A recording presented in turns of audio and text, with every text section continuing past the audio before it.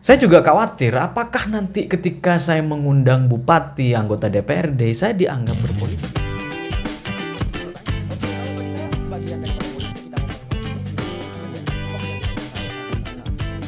Jadi kemarin ceritanya saya mendatangi kediaman Bupati Sumeneb, yaitu Bupati Ahmad Fauzi, dan di situ ada komentar yang saya pikir menarik begitu. Karena dalam cuitan itu ya, nah ini artis ini yang saya datangkan hari ini adalah orang yang waktu itu melontarkan pendapat bahwa podcast mahasiswa saat ini mulai elitis. Begitu.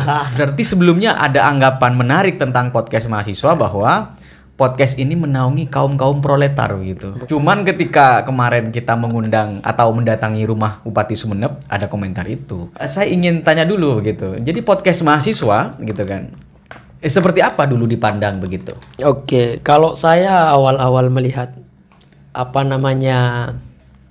konten-konten YouTube di channel YouTube podcast mahasiswa itu ya sangat menarik begitu ya. Karena saya mungkin salah satu dari beberapa orang atau banyak orang yang memang membutuhkan atau merasa membutuhkan bagaimana caranya mahasiswa bisa menyalurkan aspirasinya.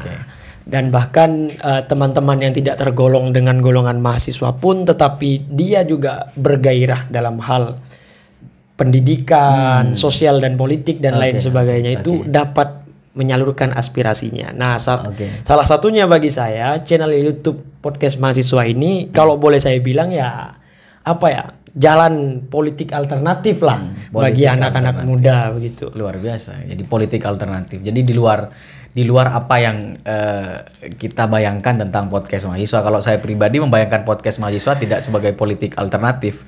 Tetapi kalau politik mau dipandang sebagai jalan alternatif bisa juga begitu kan. Betul, karena kalau saya sampai hari ini kalau bagi kalangan-kalangan anak muda. Tetapi sudah subscribe Safi? Wah, sudah. Dari awal saya sudah tertarik ya tentang konten-konten podcast mahasiswa. Sehingga anak-anak muda itu menganggap bahwa politik itu kan adalah hal yang seksi, tentu orientasinya adalah nilai gitu.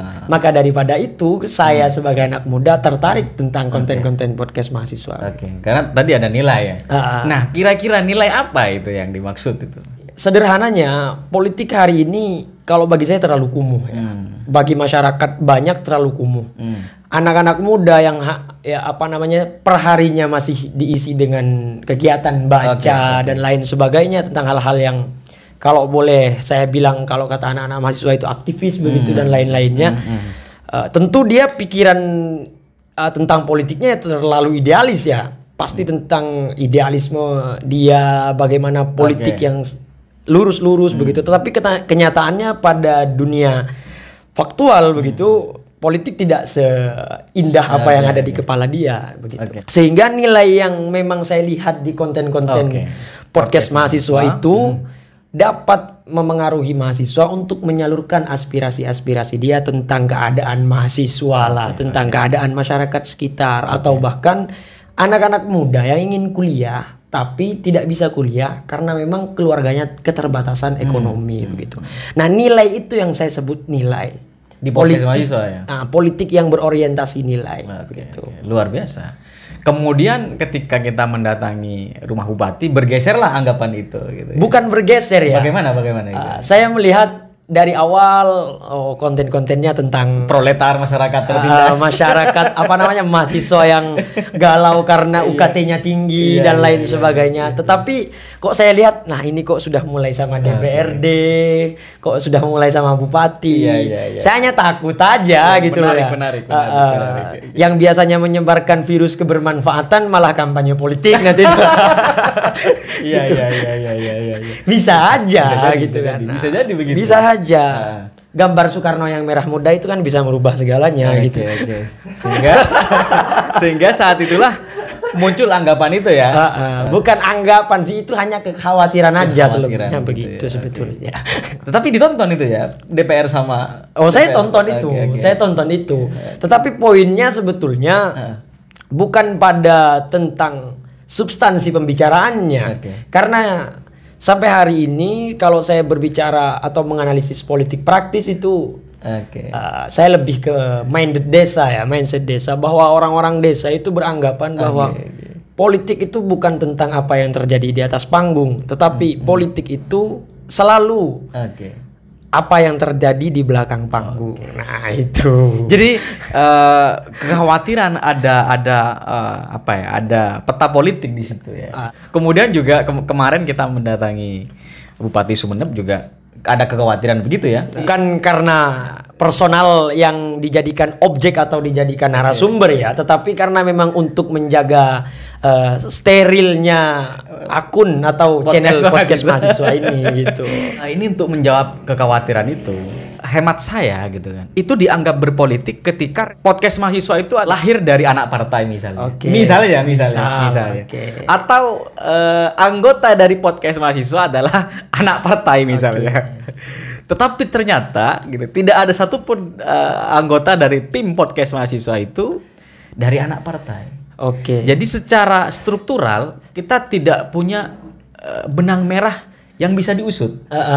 Begitu. Boleh jadi begitu, tetapi juga boleh jadi semua hal itu dapat terjadi ya.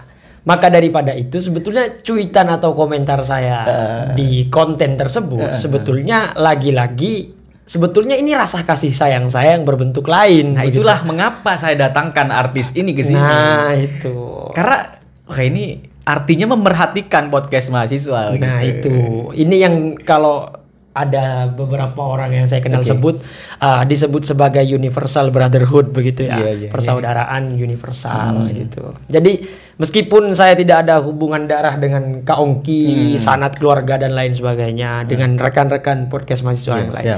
Saya juga menyayangi channel podcast mahasiswa. Memang tampak begitu kan, tampak ada rasa menyayangi seperti seorang laki-laki jomblo yang hendak menembak perempuan. Cuman karena konteksnya adalah sayang dalam bentuk diskusi, itulah bentuk kasih sayangnya. Cuman memang betul. Kenapa kemudian saya juga tertarik untuk mendatangkan kamu ke sini? Pertama juga karena itu kekhawatiran saya pribadi. Jadi podcast mahasiswa itu juga memiliki kekhawatiran di internal. Jadi kekhawatiran yang muncul dari dalam. Saya hidup di lingkungan di mana memang setiap hari gitu kan, gerakan politik itu ya berputar. Saya hidup di lingkungan media, bertemu dengan banyak politikus, bertemu dengan banyak anggota dewan. Saya juga khawatir apakah nanti ketika saya mengundang bupati, anggota DPRD, saya dianggap berpolitik. Itu sempat menjadi pertanyaan. Kalau bagi saya bagian daripada politik ya kita ngomong malam ini juga berpolitik kan begitu. Toh yang kita omongkan ya juga begitu kan begitu. Poinnya kan begitu.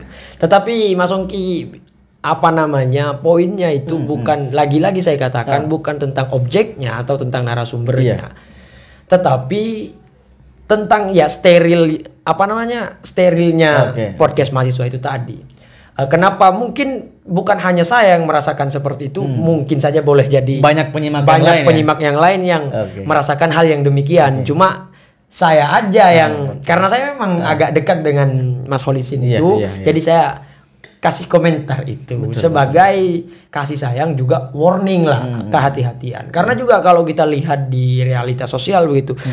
Banyak sekali anak-anak muda itu yang berbicara kritik sana kritik sini dan lain sebagainya. Tetapi kalau ya begitulah ya, kalau dikasih cuan-cuan sedikit itu berubahnya bukan hanya 60 derajat begitu. Kalau bisa 900 derajat ya 900 derajat begitu. Itu jangan sampai terjadi kepada channel podcast mahasiswa sehingga teman-teman, sahabat-sahabat, kawan-kawan mahasiswa, mahasiswi jangankan hanya di Pamekasan, kalau bisa itu semadura lah begitu, dapat menyalurkan aspirasinya dengan baik.